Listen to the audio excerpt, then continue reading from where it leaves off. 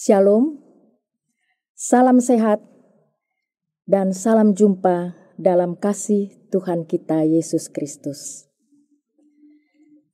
Selamat bertemu dalam program Suara Kebenaran Gereja Masehi Injili di Timor, Klasis Kota Kupang Timur. Sebelum kita masuk dalam pemberitaan dan perenungan firman Tuhan, untuk itu mari kita sama-sama berdoa. Kita berdoa. Bapa Sorgawi, Bapa yang kami sapa dan sembah di dalam nama Tuhan kami Yesus Kristus. Segala pujian, syukur dan sembah kami naikkan kepadamu ya Bapa, atas hari baru yang masih kami nikmati saat ini. Terlebih waktu yang Tuhan berikan untuk kami ada di dalam ibadah kepadamu. Kami akan membaca, mendengar, serta merenungkan firman Tuhan. Bersamalah dengan kami ya Bapa, agar ketika kami membaca, mendengar dan merenungkan firman kebenaran-Mu, Engkau sendiri memberikan kepada kami kemampuan untuk menjalankan di dalam hidup kami hari lepas hari. Saat ini berfirmanlah ya Bapa, karena kami semua telah siap mendengarkannya. Di dalam nama Tuhan kami Yesus Kristus, firman yang hidup itu, kami berdoa. Amin.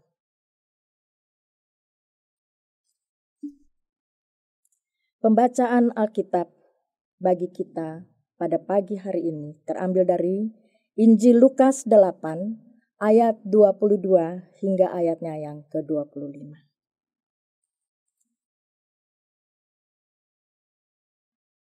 Angin ribut diredakan. Pada suatu hari Yesus naik ke dalam perahu bersama-sama dengan murid-muridnya. Dan ia berkata kepada mereka, "Marilah kita bertolak ke seberang danau." Lalu bertolaklah mereka. Dan ketika mereka sedang berlayar, Yesus tertidur. Sekonyong-konyong turunlah taufan ke danau, sehingga perahu itu kemasukan air dan mereka berada dalam bahaya. Maka datanglah murid-muridnya membangunkan dia. Katanya, "Guru, Guru, kita binasa." Ia pun bangun, lalu menghardik angin dan air yang mengamuk itu.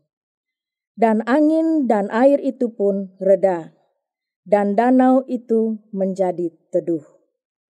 Lalu katanya kepada mereka, "Di manakah kepercayaanmu?" Maka takutlah mereka dan heran.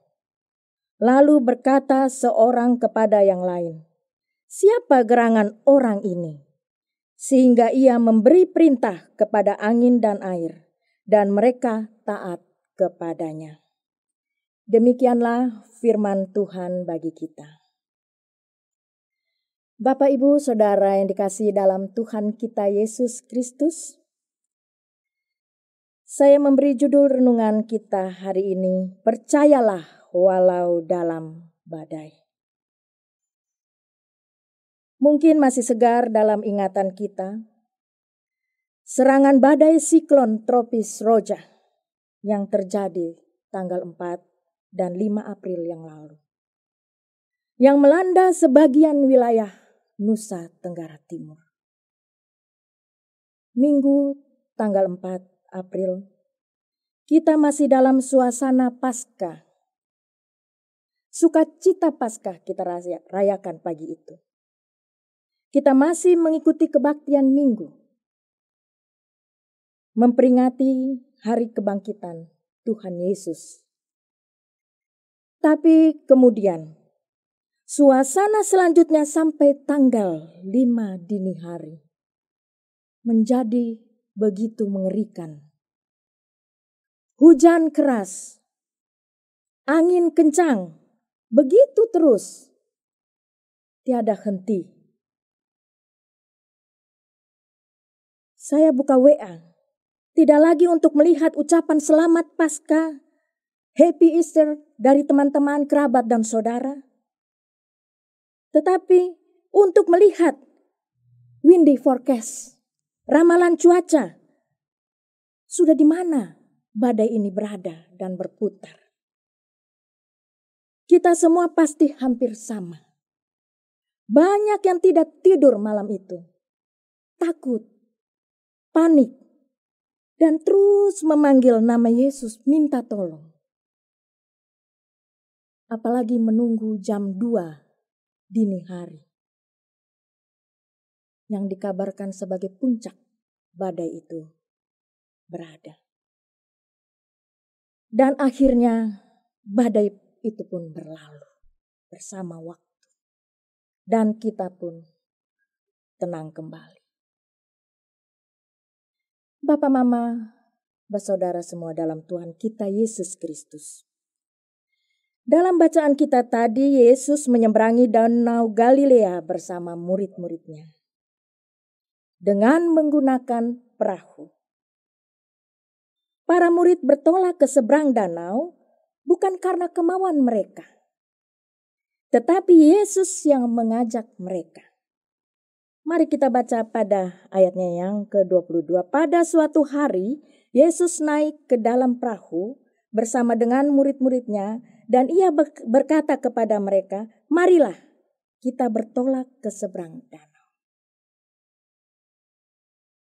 Pada Markus 4 ayatnya yang ke-35, di situ juga dikatakan pada hari itu, waktu hari sudah petang, Yesus berkata kepada mereka, "Marilah kita bertolak ke seberang."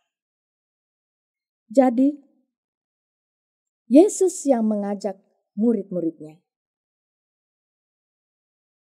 Pertanyaannya, apakah Yesus tahu akan ada angin taufan? Dan kalau Yesus tahu, mengapa Yesus tertidur dalam perahu? Yesus tahu bahwa angin ribut dan gelombang besar akan datang dan menyerang perahunya. Tetapi Yesus pun tahu tiada satupun badai yang akan membahayakan murid-muridnya. Semua pasti akan selamat karena ada dalam satu perahu dengan Yesus. Bapak, Ibu, Saudara yang dikasihi dalam Tuhan kita Yesus Kristus. Lalu bagaimana dengan murid-murid Yesus? Dalam ayat 24a, maka datanglah murid-muridnya membangunkan dia. Katanya, "Guru, Guru, kita binasa." Di sini menggambarkan betapa mereka sangat takut dan panik menghadapi angin taufan dan gelombang besar. Dan air pun sudah masuk ke dalam perahu. Sampai Tuhan Yesus menghardik angin ribut yang segera taat pada perintah Yesus, barulah murid-murid menyadari siapakah Yesus. Ada dua hal yang kita tangkap dari bacaan kita ini. Yang pertama, sikap Yesus yang sangat tahu bahwa murid-muridnya pasti akan selamat bersama dia. Yang kedua, sikap murid-murid Yesus yang setiap hari bersama Yesus, mendengar ajarannya, melihat berbagai mujizat, mengikuti pelayanan Yesus, ternyata masih ragu dan kurang percaya pada Yesus. Sikap murid-murid Yesus dahulu tetap masih ada pada saat ini. Bapak, Mama, bersaudara yang dikasihi dalam Tuhan kita Yesus Kristus, jika kita pribadi dihadapkan pada suatu keadaan krisis, maka kita akan berupaya melakukan berbagai cara untuk keluar dari kondisi krisis tersebut. Tidak mudah memang untuk percaya akan penyertaan Yesus dalam krisis yang kita hadapi. Akan pertolongan Yesus saat badai kehidupan menerpa kita. Kadang kita sulit untuk mempercayai apakah kita ada dalam satu perahu bersama Yesus.